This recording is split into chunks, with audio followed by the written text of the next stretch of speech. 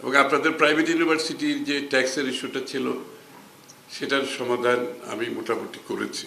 Fund অ্যালোকেশনের ব্যাপারে তো আমার, আপনারা জানেন, এত বড় অ্যালোকেশন কোনো সময় কোনো গভর্নমেন্টের সময় হয়নি। You know very well, highest allocation দেওয়া হয়েছে। এবং ইন স্পাইট অফ আমাদের fiscal deficit is so high, আমাদের অর্থনীতি যে জায়গায় আমরা পেয়েছি, ইনহেরিট করেছি, সেখান থেকে যখন আমরা শুরু করি, ভঙ্গুর শব্দটা আমি বলতে চাই না, we are like in the ditch. এখান থেকে এখন আমরা চেষ্টা করছি সেলভেজ করার জন্য। This is the salvage part. তারপর আসবে স্টেবিলিটি, তারপর টেক অফ। এই সেলভেজ পার্টের থেকেও আমরা কিন্তু এডুকেশনটাকে গুরুত্ব দিয়েছি। এরকম একটা ক্রাইসিস টাইমে হয়ে গিয়ে আমরা ফায়ার ফাইটিং করতেছি, day in day out fire fighting practically. এর মধ্যে কিন্তু আমরা অ্যালোকেশনটা এডুকেশনে সবচেয়ে বেশি দিয়েছি। এখন এডুকেশন বলতে it's not just university education, it's also skill development থেকে আমাদের যে প্রোগ্রাম আছে, বড় প্রোগ্রাম, সব কিছু মিলিয়ে আমরা যেটা করেছি এবং সেটা অব্যাহত থাকবে। এটা আমরা কমিটমেন্ট করেছি, which will go up to 5% of the GDP. We huge amount. বাংলাদেশের মতো ইকোনমিতে যদি 5% যেতে পারে আগামী বছরগুলোতে, I think we'll be in a very different level, not in the educational and also economic level.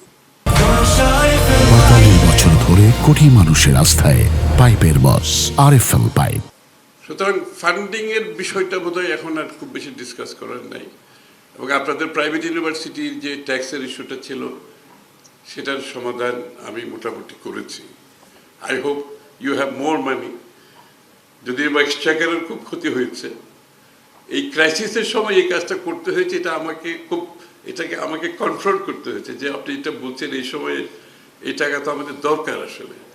আর ব্যুরোক্রেসিতে আপনারা বুঝেন, এরকম একটা কাজ যখন যেটা আসতেছে এটাকে ক্লোজ করে দেওয়া, পাইপলাইনটা ক্লোজ করে দেওয়া is not easy, but I still decided to do it. কারণ আমি যেটা মনে করেছি যে ইউনিভার্সিটিগুলোতে এটা দরকার আছে এই বিষয়টা, because of priority for education.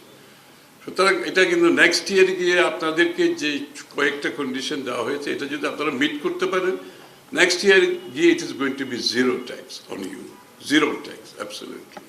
আপনারা যদি কমপ্লাই করেন যে বিষয়গুলো, খুব ছোট, এগুলো কমপ্লাই হয়তো অনেকে আপনি ছোটোখাটোভাবে করছেন, বাট মেক ইট ভিজিবল। আপনাদের কমপ্লায়েন্সটাকে একটু ভিজিবল করবেন।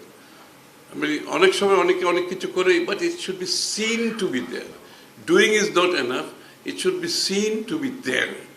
এই কাজটা যদি আপনারা করেন, আপনাদের রিপোর্টের মধ্যে নিয়ে আসেন, আপনারা যে অ্যানুয়াল রিপোর্টগুলো করেন সেই রিপোর্টকে ভিজিবল করেন এই কাজগুলো উইথ ফ্যাক্টস অ্যান্ড ফিগার্স, তাহলে আপনাদেরও কিন্তু এটা, আপনার ইউনিভার্সিটির কিন্তু রেপুটেশন বাড়বে, আপনাদের রেপুটেশন রেটিংও বাড়বে। কিন্তু এই যে রেটিংয়ের ইস্যুর মধ্যে কিন্তু this is one of the thing that research and other things and how you spend your money, এটা আপনার রেটিংয়েও হেল্প করবে।